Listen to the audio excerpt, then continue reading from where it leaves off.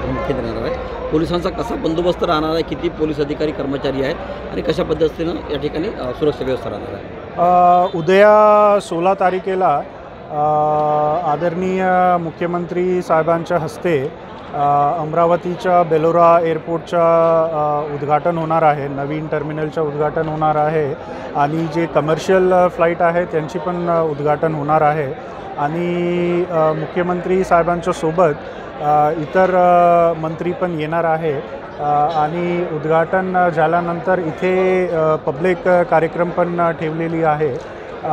हे पूर्ण प्रेमाइसेस एअरपोर्टचं जे आहे ते आमचे अमरावती ग्रामीण पोलीसचे हद्दीची आहे।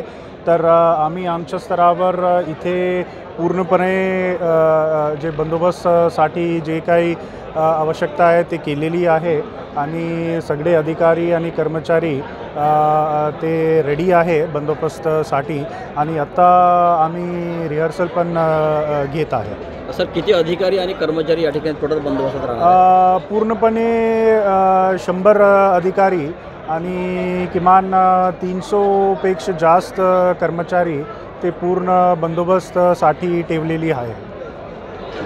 थँक्यू।